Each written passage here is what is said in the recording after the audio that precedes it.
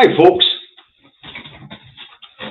what brings Davy to your screens again this afternoon?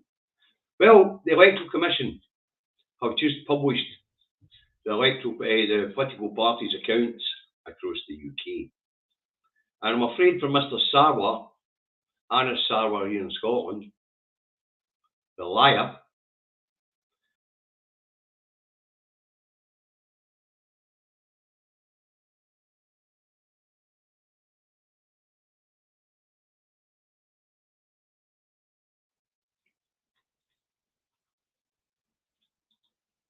sorry folks, I'll start with that again because the internet seemed to have dropped off there. So, what brings Davy to your screens today? Well, the Electoral Commission have published political parties' accounts, and I'm afraid for Anna Sarwar the liar, it doesn't make good reading.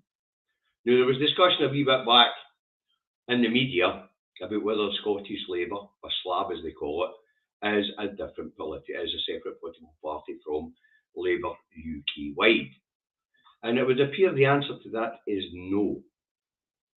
Now, the reason why that is because the cost of running Labour in Scotland, let's not call them Scottish Labour, was £897,780 in the year 2021 to 2022. Unfortunately, Labour in Scotland only managed to raise £773,999.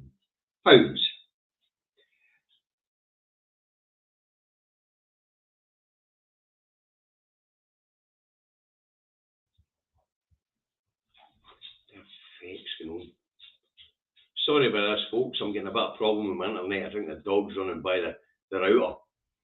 Anyway, Labour in Scotland was subsidised to the tune of £123,787 from central office in London because so-called Scottish Labour couldn't afford to run the operation. Okay. Now, Sarwar suggested that Scottish Labour are a separate party, and of course that's crap. There isn't a registered Labour Party in Scotland.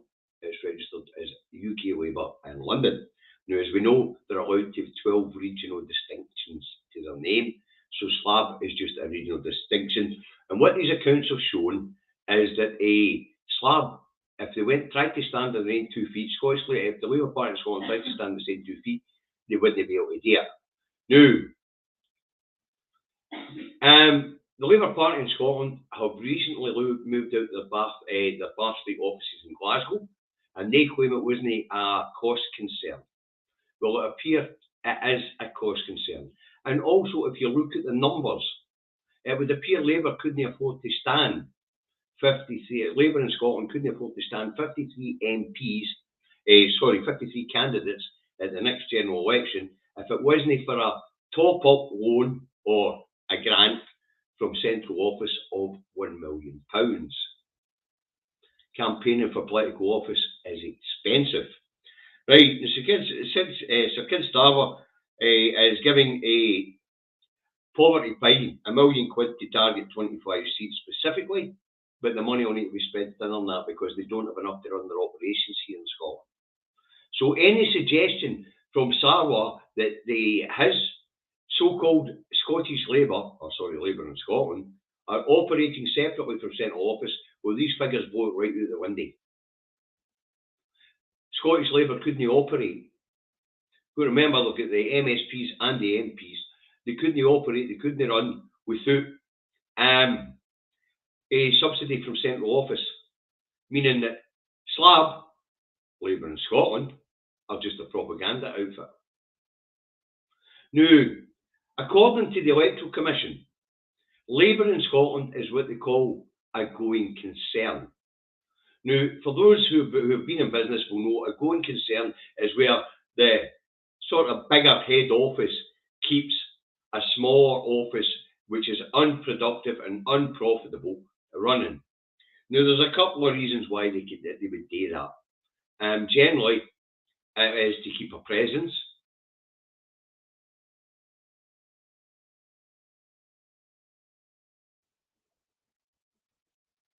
Sorry about that. Generally, it's to keep a presence, or it's to prevent operational damage to the business elsewhere in the marketplace.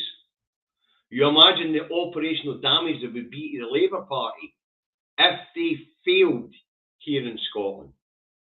If they had to shut the branch office down because it wasn't financially viable to keep it open. The operational damage done to the Labour Party UK-wide would be stunning. So it would appear that Wales, England are subsidising the Labour Party in Scotland to prevent operational damage elsewhere to the Labour Party in the UK. So the figures are really quite interesting. What they tell us is that SLAB, Scottish Labour or Labour in Scotland, couldn't actually formally function without subsidy from the UK-wide party. So the accounting office here, which is what it's listed as in the accounts, an accounting office in Glasgow, it would be shut down. It's on that loss. It should be shut down. But as I say, because it's listed as a going concern in the Labour Party's accounts, that tells you that it's being propped up, and it's being propped up to stop reputational damage to the Labour Party elsewhere. The other interesting thing about that is 2020-2021, the Labour Party in Scotland raised 1,235,000.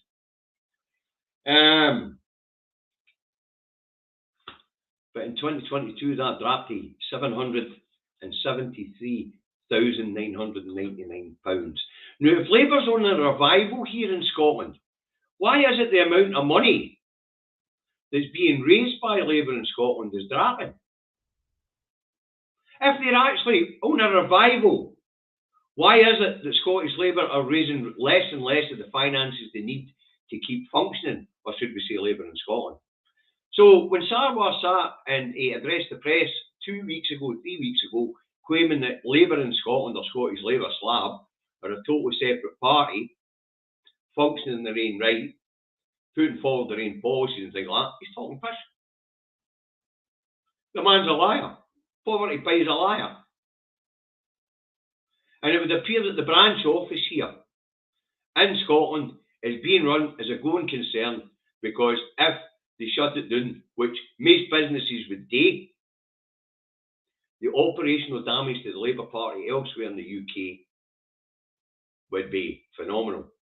So London is heavily subsidising Labour in Scotland for it to continue to exist. So the Electoral Commission have published the political parties' accounts. I see that Mike Russell has also got in a bit weighed in on this one. I've seen this in the National earlier. I'll scroll it down so you can see what it says. And basically what it says is that Scottish Labour's accounts prove they aren't a party. Now, I wasn't aware that Mike had done this until this afternoon. I was looking at it. I'm now about to move on to the Conservative Party's finances. But the Conservative Party's finances are so bloody murky, it's going to be very difficult to wade through that. So I'll take a wee bit of time to wade through. But the Labour Party's accounts have been published. And as I say, SLAB certainly isn't a separate party as the liar Poverty Pie Sarwar claims. But we already know that. Because we can all check the Electoral Commission's records, and there is no such party as the Scottish Labour Party listed. And the idea that they're operating autonomously from London has been blown out the water by these accounts. Scottish Labour have made a loss of £123,787, which had to be covered by the central office. And also the accounting office in Glasgow only contributed to the wages of 9 employees. Now, we don't know how many employees there is in Scotland of the Labour Party, but there are 334 employees UK-wide, and with Scotland being the second biggest nation in the UK that the Labour Party operates in, you could go to bet your boots that at least 100 of those are in Scotland. So Slab could only afford to pay for 9 employees where there's likely to be 100 at least. So Scottish Labour don't exist and they are a going concern. In other words, they're bankrupt. So if we've got a Labour revival in Scotland, how is it their party fundraising's going down? Makes you wonder where all these polls and all this information's coming from, doesn't it?